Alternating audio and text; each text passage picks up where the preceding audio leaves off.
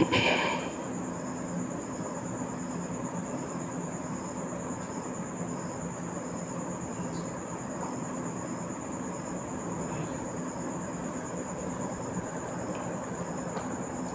गौरांग गंधर्व गोविंदे गुणैषः तुलसी जमुना गंगा भक्ते नमो नमः। नारायणं नमस्कृत्य नरं चैव नरोत्तमं देवीं सरस्वतीं व्यासं ततो जयमुदीरये। श्रीमाधुर्य कदम्बिनी जियाद्रसो प्रवर्षिणी जय जाति हरेर्धाम रसते च पदामृतम्।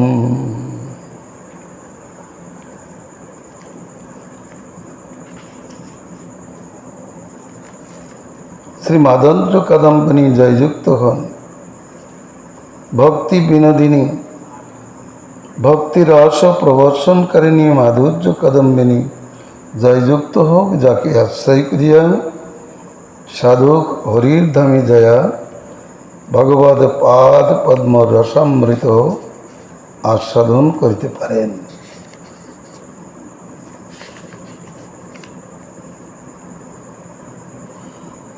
परम विजयते श्री कृष्ण संकीर्तनम श्री श्री कृष्ण चैतन्य चंद्र विजयते तमाम। श्री माधुर्य कदम्बिनी द्वितीय अमृत वृष्टि भक्ति विचार आमादेर आलोच्य विषय।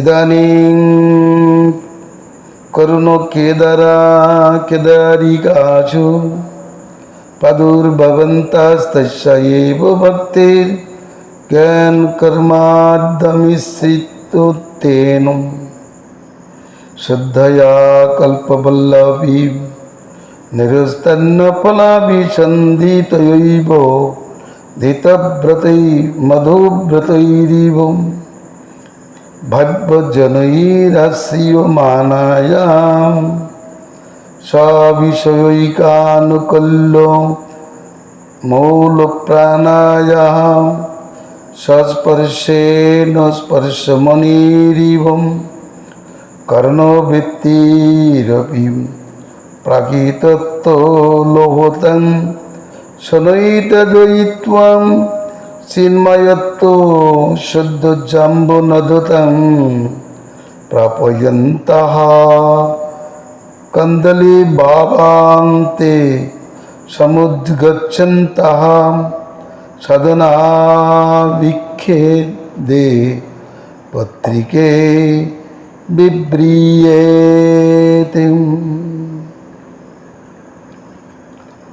कर्म ज्ञानादि अमिश्रिता भक्ति के शुद्ध भक्ति बला है। कर्म ज्ञान जोग चेष्टादि जेखाने नाई जे भक्तिते भगवासना मिले कर्म चेष्टा मोक्ष वासना मिले ज्ञान चेष्टा सिद्धि वासना मिले जोग चेष्टा नाई सेई भक्ति के बला है शुद्धा भक्ति। एर अपर नाम अमिश्रा भक्ति।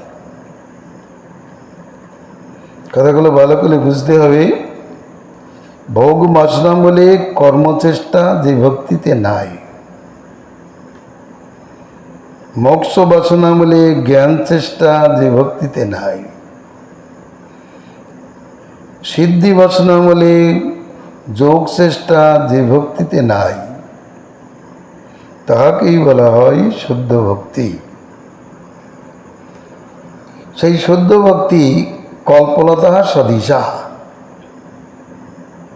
कल्पलता शब्देर तो कल्पतरुर मतो वांछित प्रदान करे जे लता ताके बला हय कल्पलता। कल्पितं कांक्षितं ददाति তরতি দদাতি ইতি কল্পতরু। শরণাগতের প্রার্থিত বিষয় দান করে, এই অর্থে তাকে কল্পতরু বলা হয়। তরু শব্দের অর্থ তরতি দদাতি ইতি তরু, ফল দান করে বলে বৃক্ষের এক নাম তরু। তার যে বৃক্ষ সর্বজাতীয় ফল, বাঞ্ছিত ফল প্রদান করে তাকে বলেই কল্পতরু। আর যে লতা সর্বজাতীয় বাঞ্ছিত ফল প্রদান করে তাকে বলা হয় কল্পলতা। ভক্তিকে কল্পলতার সহিত তুলনা করেছেন মহাপ্রভু, কারণ ভক্তি সর্বজাতীয় প্রার্থিত ফল দান করতে সমর্থা। কিন্তু এই ভক্তি উৎপত্তি ও বিনাশ রহিত। সে কি কথা? অর্থাৎ নিত্য। উৎপত্তি বিনাশ যেখানে আছে সেখানে অনিত্যতা বিদ্যমান। যেমন এই দেহের জন্ম আছে, মৃত্যু আছে, এই জন্য এই দেহ সম্বন্ধে নিত্য শব্দ প্রযুক্ত হয় নাই। তেমনি ভক্তি দেবী কিন্তু তদ্রূপ নহেন। ভক্তি কখনো মৃত হন না, বিনষ্ট হন না, আর কখনো তার জন্ম প্রসঙ্গ নাই। এই জন্য বলছেন উৎপত্তি ও বিনাশ রহিত, নিত্য হয়েও ইন্দ্রিয়রূপ ক্ষেত্রে, ইন্দ্রিয়রূপ ক্ষেত্রে তার আবির্ভাব হয়ে থাকে। কখন? এটা সাধন ভক্তির কথা বলছেন। কিতি শ্রদ্ধা ভবেত শ্রদ্ধা সা সাধনা বিধা, সেবন্মুখে হি বিবাদ স্বয়মেব স্বরত্তদ।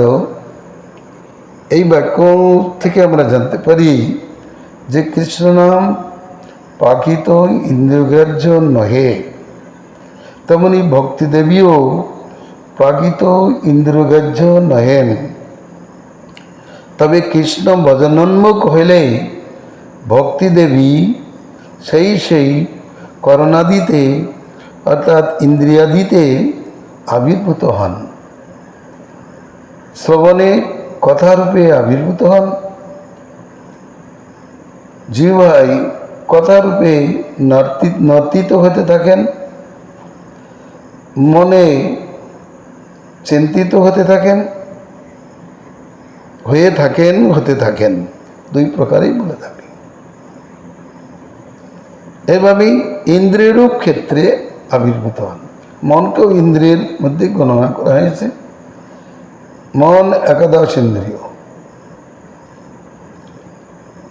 শ্রী ভগবান ভিন্ন সর্বপ্রকার ফলাভিসন্ধি ত্যাগপূর্বক ব্রতাবলম্বী ভব্য ভক্ত মধুব্রত গণী এই ভক্তিকল্পলতাকে আশ্রয় করিয়া ভগবত বিষয় আনুকূল্য সম্পাদন রূপ মূল প্রাণযুক্ত হইয়া স্পর্শমণি সদৃশ স্বীয় স্পর্শের দ্বারা ইন্দ্রবৃত্তির প্রাকৃতত্ব রূপ লৌহত্ব ক্রমশ ত্যাগ করাইয়া চিন্ময়ত্ব রূপ সুবর্ণত্বে পরিণত করাইয়া অঙ্কুরোদ্গমের অবশেষে সাধন সংজাত দুইটি পত্র প্রসব করে। মূল বিষয়টা হলো সংসার ভ্রমিতে কোনো ভাগ্যবান জীব গুরু কৃষ্ণ প্রসাদে পাই ভক্তিলতা বীজ, মালিক হইয়া সেই বীজ করে আরোপণ, শ্রবণ কীর্তন জলে করাই সেচন, উপজিয়া বাড়ে লতা। এর কথা হলো কেদার ক্ষেত্রে কেন বলছেন ইন্দ্রিয় রূপ ক্ষেত্রে এই ভক্তিদেবীর আবির্ভাব হয়। ভগবান ভিন্ন, ভগবানের সেবা ভিন্ন, অন্য কোনো অভিলাষ ফলাভিসন্ধি রহি ত্যাগ করিয়া কাদের ইন্দ্রবৃত্তিতে আবির্ভূত হন? যে ভগবান ভিন্ন সকল প্রকার ফলাভিসন্ধি ত্যাগ করিয়াছেন এমন যে ভক্তগণ, তাদের ব্রতই এই প্রকার। আমরা ভক্তি ছাড়া, কৃষ্ণ প্রীতিকর ভক্তি ছাড়া অন্য কিছুই অনুষ্ঠান করিব না।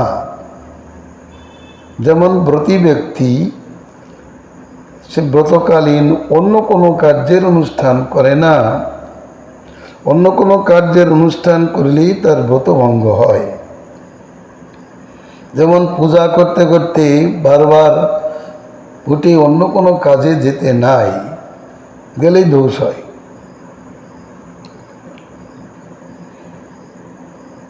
এক আসনে বসে এক ধ্যানে এক জ্ঞানে ভগবানের আরাধনা করা কর্তব্য। এটার নাম ব্রতের লক্ষণ। তাহলে আত্মেন্দ্রিয় প্রীতিবাঞ্ছা পার ইহলৌকিক পারলৌকিক ভোগবাসনা বর্জিত যে ভক্তগণ, তারা ভগবানের প্রীতি সাধনে সাধনরূপ ব্রতে আশ্রয়ী লয়েছেন, অতএব তারা হলেন ভব্য ভক্ত।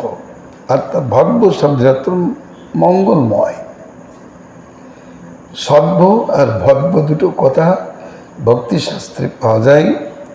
সভ্য মানে যিনি সবাই বসার যোগ্য, ভব্য যিনি মঙ্গলের অধিকারী।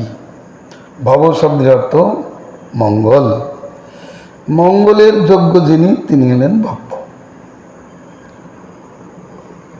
সভ্য বলতে যাকে তাকে বলে না, যিনি সবাই বসার যোগ্য। কে হবেন? যিনি ধার্মিক, তাকে বলা হয় সভ্য।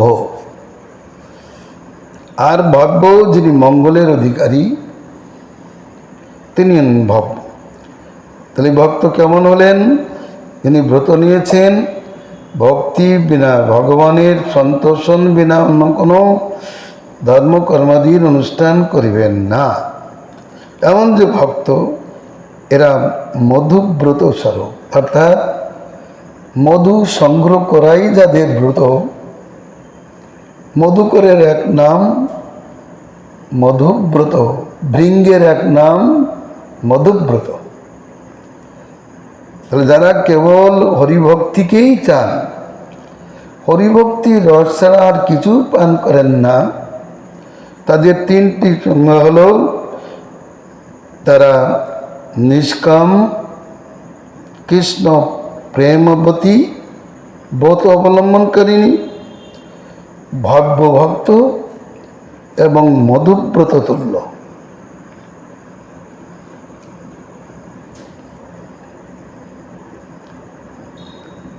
ওই ভক্তি কল্পলতাকে আশ্রয় করে থাকেন। এরা কোন জাতীয় ভক্তিলতাকে আশ্রয় করে? না, সে কৃষ্ণ ভক্তিলতাকে আশ্রয় করিয়া ভগবদ বিষয়ক আনুকূল্য সম্পাদন রূপ মূল প্রাণ চেষ্টা যুক্ত হয়ে থাকে। তখন কি হয়? ভক্তিদেবীর আর একটা গুণ, তিনি স্পর্শমণি সদৃশা। যেমন স্পর্শমণির সংসর্গে লোহা স্বর্ণে পরিণত হয়, তদ্রূপ ওই স্পর্শমণির সদৃশ ভক্তি এবং ভক্ত। ভক্তকেও স্পর্শমণি বলেছেন প্রহ্লাদ। ভক্ত স্পর্শমণি, তার সংসর্গে অন্য বিষয়ী লোক পর্যন্ত ভক্তে পরিণত হয়। ভক্তিকেও স্পর্শমণি বলা হয়। আর এই স্পর্শমণি সদৃশ স্বীয় স্পর্শের দ্বারা ওই ভক্তি দেবী স্বীয় স্পর্শের দ্বারা ইন্দ্রবৃত্তির প্রাকৃতত্ব, প্রাকৃতভাব রূপ লোহভাব, ওটাকে ক্রমশ ত্যাগ করাইয়া ইন্দ্রিয়ের চিদানন্দত্ব রূপ সুবর্ণত্ব প্রদান করে এবার অঙ্কুরোদ্গমশীল হয়। অঙ্কুরোদ্গমশীল হয়ে অঙ্কুরিত হওয়ার পরে সাধন সংযত 2টি পত্র প্রসব করে। এটা দেখলেই বোঝা যাবে,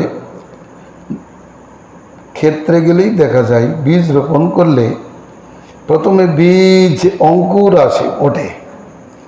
অঙ্কুরে বৃক্ষের বা লতার কিছু পরিচয় থাকে না, কিন্তু কিছুকাল পরে দেখা যায় ওই অঙ্কুর থেকে, অঙ্কুর একটু বড় হলেই 2 দিক থেকে 2টো পাতা গজাতে থাকে।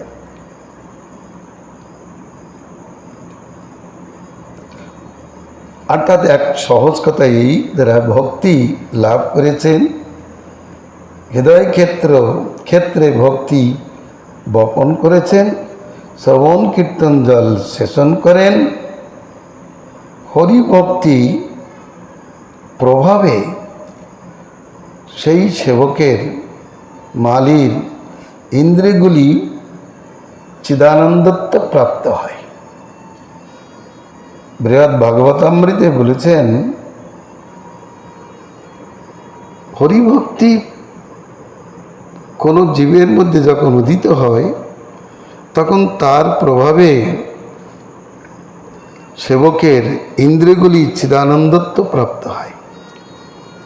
আবার চৈতন্যদেবও বলেছেন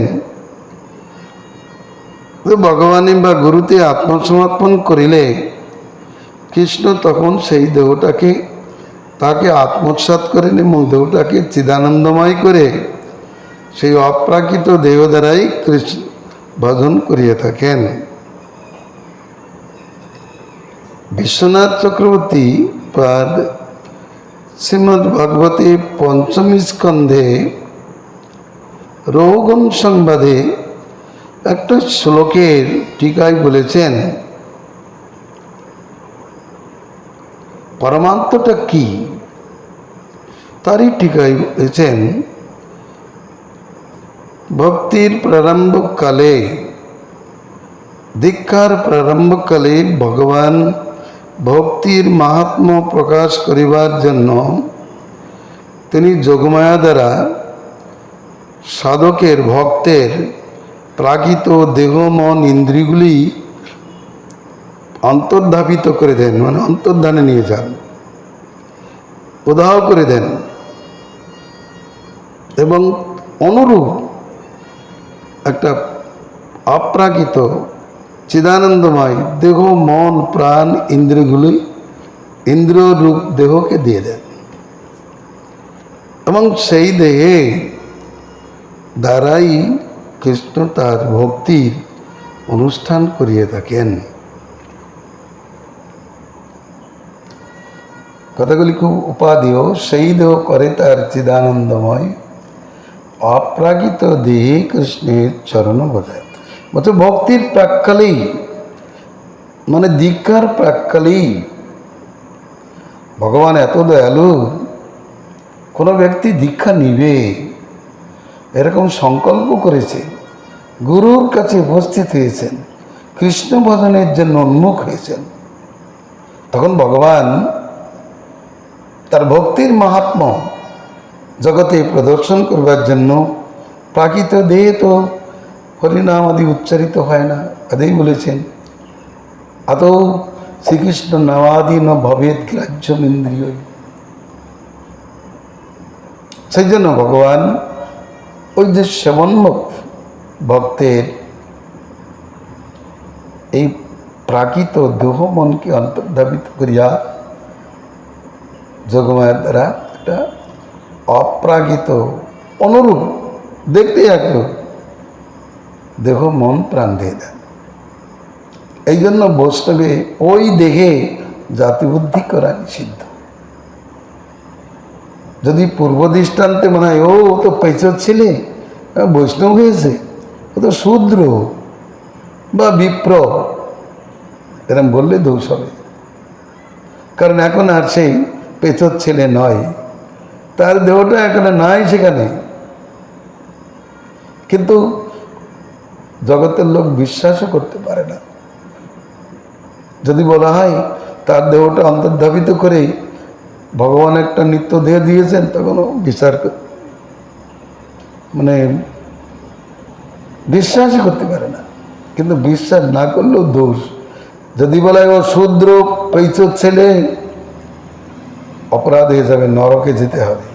বৈষ্ণবে জাতিবুদ্ধির দৃশ্য নারকী, যে কোনো কুলেই উৎপন্ন হোক না কেন, বিষ্ণু মন্ত্রে দীক্ষিত কুলি,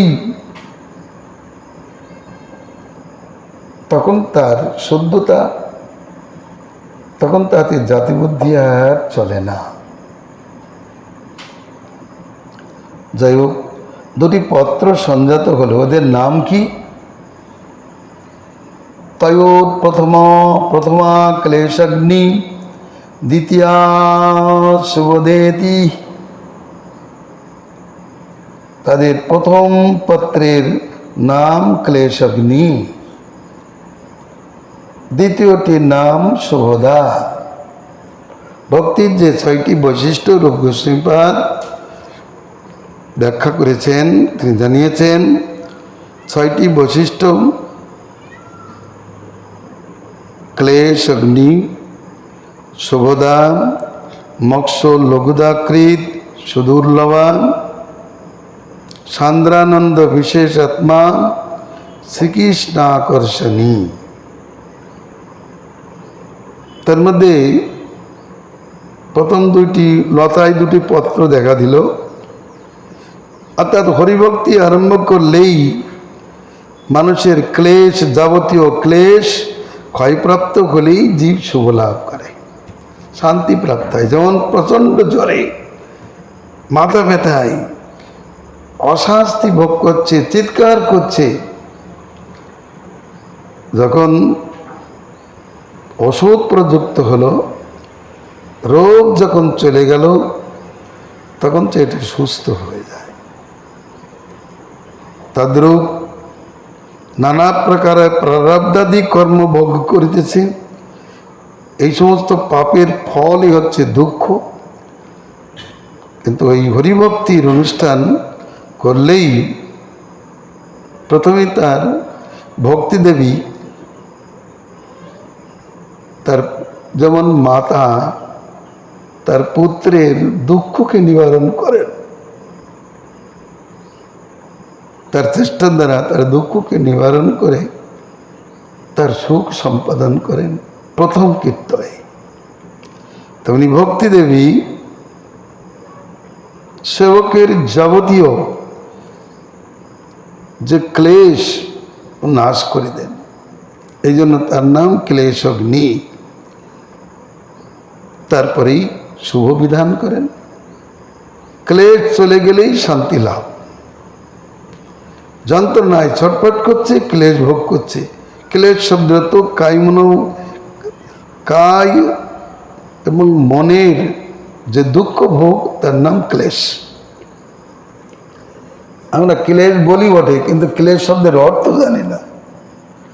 ক্লেশ শব্দের অর্থ কায় অর্থাৎ দেহ ও মনের যে দুঃখ ভোগ, তাই ক্লেশবাচ্য। সেই ক্লেশ 3 প্রকারে থাকে, যত প্রকারেই হোক না কেন, ভক্তি সব ধ্বংস করে। একটা গুদামে অনেক প্রকারের বীজ বা দ্রব্য আছে, আগুন ধরে গেলে যেমন সবগুলোকেই ধ্বংস করে, তাদের হরিভক্তি কোনো ক্লেশকে রেখে দেয় না। সর্বজাতীয় ক্লেশ, পাপ তো এক প্রকার নয়, পাপ থেকেই ক্লেশের উদয় হয়। যত পাপ আছে, যত পাপ থেকে ক্লেশের উদয় হয়, ওই সমস্ত ক্লেশগুলো নষ্ট করে শুভ বিধান করেন। তয়োরপি তয়োরন্তস্তু লোভ প্রবর্তকত্ব লক্ষণ চৈকন্যেন যেষামং প্রিয়ত্মা ইত্যাদি শুদ্ধ সম্বন্ধ স্নিগ্ধতয়াম প্রাপ্তোৎকর্ষে দেশে রাগ নাম্ন রাজ্য এবাধিকার। তাদের মধ্যে ওই পত্রদ্বয়ের অভ্যন্তরভাগে লোভ প্রবর্তক প্রবর্তকত্ব লক্ষণ মসৃণত্ব রূপ স্বভাবিশেষ দ্বারা আমি যাদের প্রিয় আত্মা পুত্র এই প্রকার শুদ্ধ সম্বন্ধজাত স্নিগ্ধতা প্রযুক্ত উৎকৃষ্ট প্রদেশে রাগ নামক রাজারই অধিকার। ওই দুটোর মাঝখানে একটা কড়ির মতো থাকে, যাকে আমরা তুলসী পাতার দুই পাতার মাঝখানে মঞ্জুরি বলি তাকে। আর এই অঙ্কুরের প্রথম দুটি পাতার পরও মাঝখান থেকে আর একটা যে চলে, ওটি হচ্ছে রাগ লক্ষণ। মানে রাগকে রাজার সঙ্গে তুলনা করেছেন। রাজা যেমন রাজকার্য করে, শাসন কার্য করে, তেমনি ওই যে মধ্যপ্রদেশে যে অংশটুকু রয়েছে ওটা লোভত্ব প্রযুক্ত, কারণ রাগমার্গ লোভ থেকে জাত হয়। লোভ যেখানে নেই সেখানে রাগের কোনো কথাই নাই। এবং সেই লোভটি প্রবল লোভ হওয়া চাই। একটু লোভ করলো, চাঁদ দেও মা, চাঁদ দেও মা, কিছুক্ষণ পরে আবার ভুলে গেল, সেদিকে ধ্যান থাকলো না। দেখা দেখি কিছু লোভ সৃষ্টি হয়, কিন্তু পরক্ষণে আবার ভুলে যায়। এমন লোভ না, যে লোভ চলতেই থাকে, যে লোভের বসে জীব অন্যায় করতে বাধ্য হয়। সে যখন পেল না তখন চুরি করতে থাকে। লোভের লক্ষ্য নিয়েই, লোভ কোনো ধর্মের অপেক্ষা করে না, নিন্দা এর অপেক্ষা করে না। যে এই কাজ করলে আমার নিন্দা হবে, লোকে কি বলবে, আমি একটা সম্ভ্রান্ত ঘরের ছেলে বা মেয়ে, এই কাজ করলে কি ভালো হবে, ওইরূপ বিচার করে না, ভয়ও করে না, লজ্জাও করে না। এটা হচ্ছে লোভের কারণ, লোভের লক্ষণ। এই জাতীয় লোভ এটা মসৃণ, তার জন্য তার প্রকাশটা কেমন, কৃষ্ণই আমার প্রিয় আত্মা পুত্র পতি। একথা কে বলেছেন? যেষামং প্রিয়াত্মা সুতস্যম। ভগবান কপিল দেব মাতা দেবহূতিকে বলেছেন, নমাং চন্তি মাতো শান্ত রূপে লেডি হেতু। আমি যেটা পড়ি ভাগবত, এটা নিজস্ব শ্লোকটা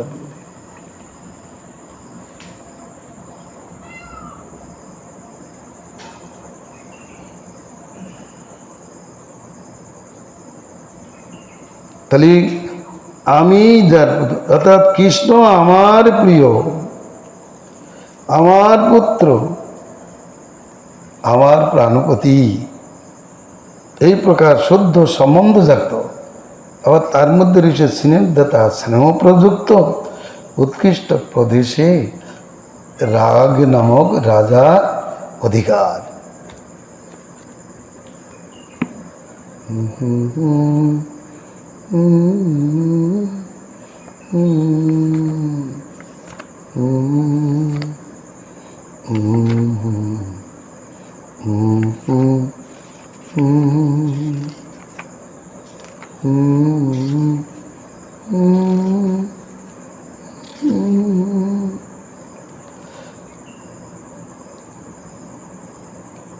ওই শ্লোকটা বলেছেন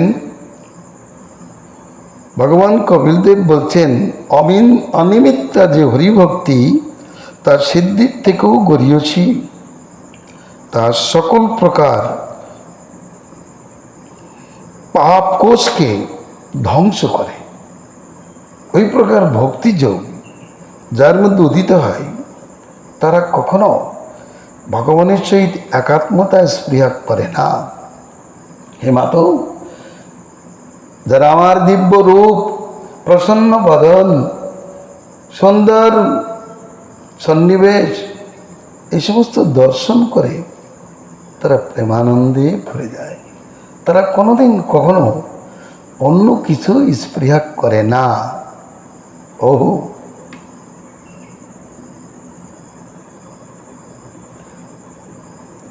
তাদের স্বভাব আমি বলিতেছি, না করিচিদ মৎপরাশন্ত রূপে নং শান্তি নো মেয় নিমিষ লেডি ঘেতি যেসামং প্রিয় আত্মা চ্যুতস্য সখা গুরু শহীদ দৈবমিষ্টম।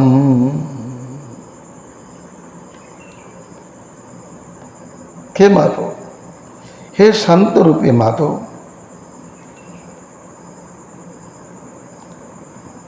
আমি যাদের প্রিয় আত্মা, পুত্র, সখা, গুরু, শহীদ, বন্ধু, আরাধ্য দেবতা, ইষ্টস্বরূপ, আমার কালচক্র তাদের উপর প্রভাব বিস্তার করতে পারে না। তারা কখনো বিনষ্ট হয় না। ভগবানের সঙ্গে যারা এই প্রকারের সম্বন্ধযুক্ত তাদের কোনো বিনাশ নাই। একথা বলে কারা?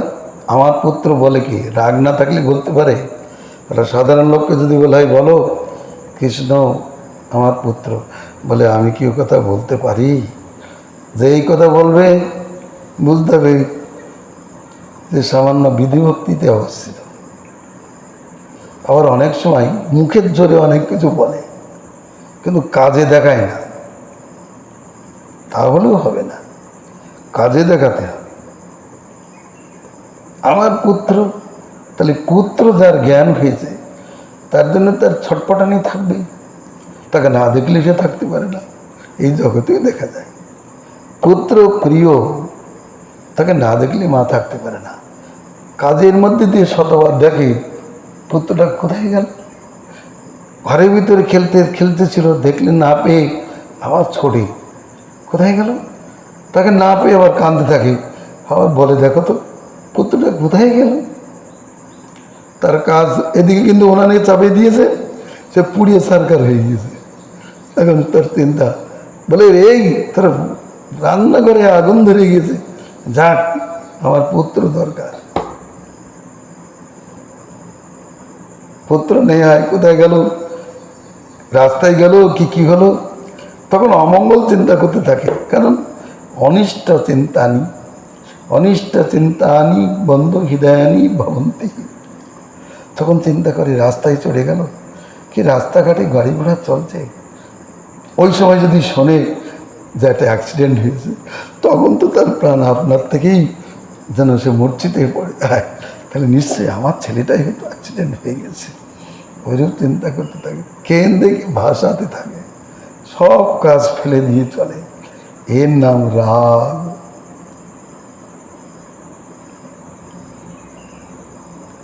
এর নাম পুত্র প্রিয় জ্ঞান। আমি ওকে প্রিয় জ্ঞান করলাম, আমার ইচ্ছা পূরণ করলো না, ডাইভোর্স করে দিলাম।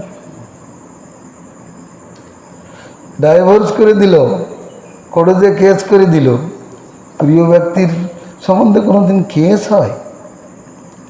যেখানে এই কেস করি, মামলা মকদ্দমা করি, বুঝতে পেরেছি সেখানে প্রিয়তা বলে কিচ্ছু নেই। যুদ্ধ যেখানে, সেখানে কি সম্বন্ধ আছে? সেখানে কি প্রিয় জ্ঞান থাকে? থাকে না। কিন্তু এই কথা বলা হয়েছে, আমি যাদের প্রিয়, আমি সমস্ত প্রিয় পদার্থের মধ্যে প্রিয়তম। তুমি মোর জীবনের জীবন। সেটা কেমন বলে রাধারানী যেমন একটা গানের মধ্যে প্রকাশ করেছে, বধু কি আর বলিব আমি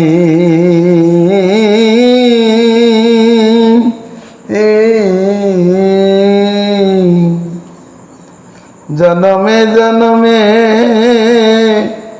আমার জীবনে মরণে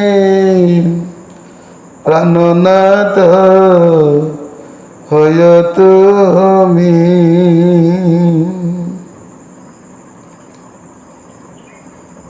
জীবনে মরণে জনমে জনমে প্রাণনাথ হইয়া তুমি। প্রাণের চাই অনেক জনা আমার কেবল তুমি। আনের আছে অনেক জনা, অন্য লোকের অনেকজন আছে, কিন্তু আমার একমাত্র তুমি।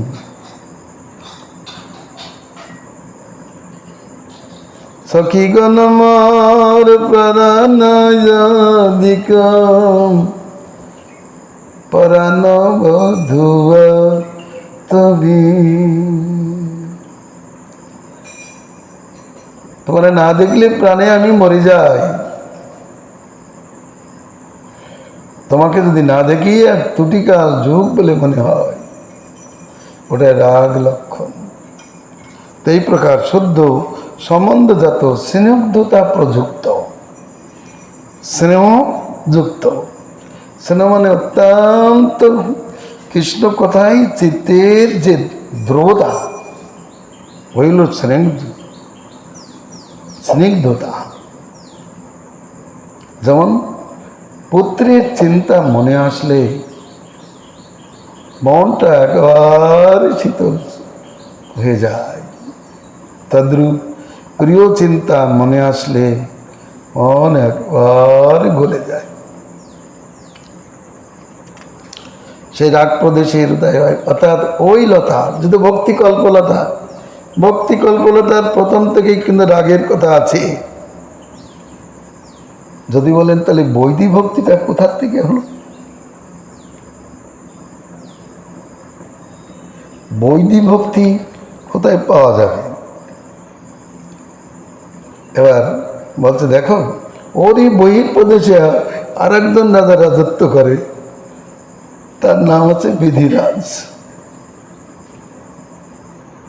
ওর বহির দেশে তার লক্ষণটা কি?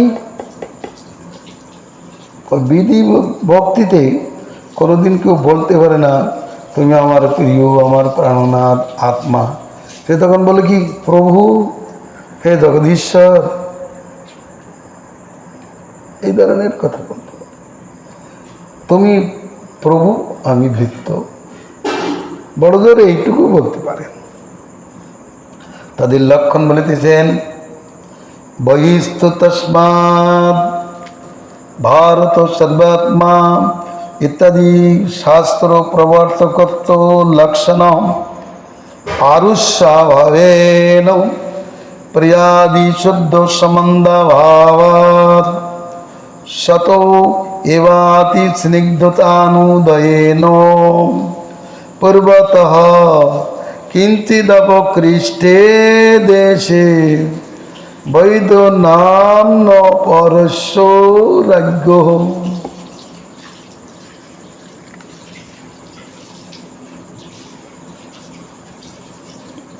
আহা, এরপরে বলছেন যে যে পত্রদ্বয়ের বহির্ভাগে এই কারণেই অভয়কামী ব্যক্তি সর্বাত্মা গৌরীর উপাসনা করিবেন। পরীক্ষিত মহারাজ প্রশ্ন করেছেন, মনুষ্যমান ব্যক্তির কর্তব্য কি? যার মৃত্যুকাল নির্ধারিত হয় নাই, তারই বা কর্তব্য কি? তার সতব্য, স্মার্তব্য বা কীর্তনীয় কি?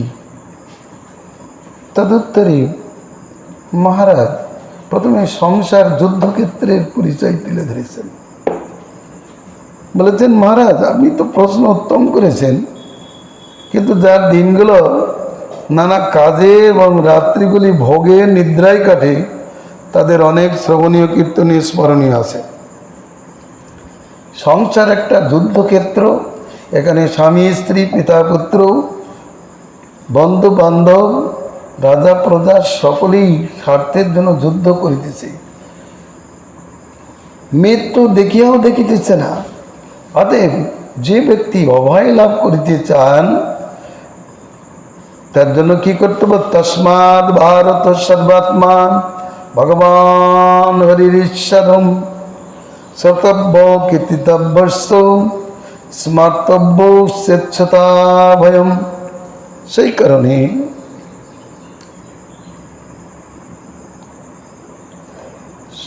হে ভারত, সর্বাত্মা ভগবান শ্রীহরি সকলের সকল প্রকার কর্মের অন্যতা করতে সমর্থ ঈশ্বরই শ্রবণীয় কীর্তনীয় স্মরণীয়।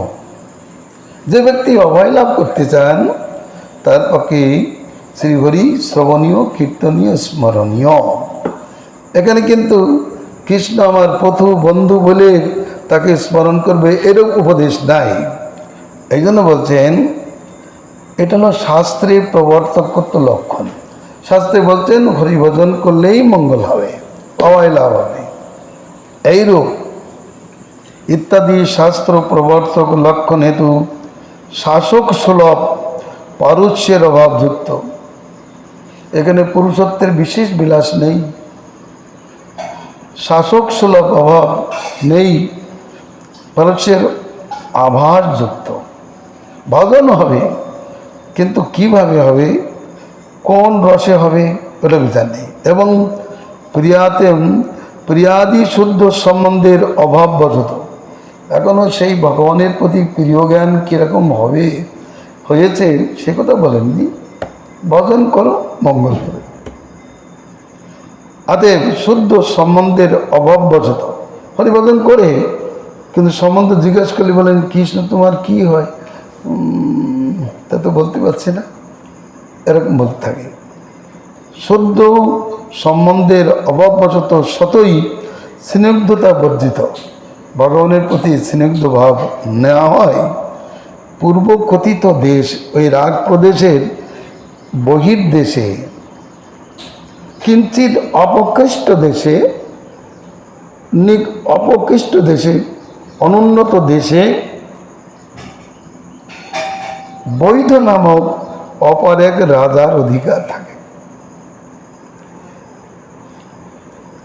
অর্থাৎ বৈধ রাজ সেখানে বিরাজ করতে থাকে, তার শাসনকাল সেখানে থাকে। কিন্তু ক্লেশগ্নত্ব শুভদত্তাভ্যাঞ্চ প্রায়োর্ন কোপি বিশেষ। কিন্তু উভয়ই ক্লেশগ্নত্ব এবং শুভদত্ত গুণে কোনো ইতর বিশেষ নাই, অর্থাৎ উভয়ই সমগুণ সম্পন্ন। অর্থাৎ বৈদিভক্তিও ক্লেশ নাশ করে, যেমন রাগ ভক্তি ক্লেশ নাশ করে, বৈদিভক্তিও ক্লেশ নাশ করে।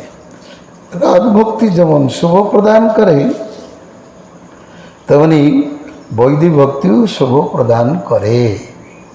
এই জন্য বলেন ইহাদের মধ্যে কোনো ইতর বিশেষ নাই, দুইজনই সমগুণ বিশিষ্ট, ক্লেশ নাশ করে, শুভ বিধান করে। গোবিন্দেতি মঙ্গলম।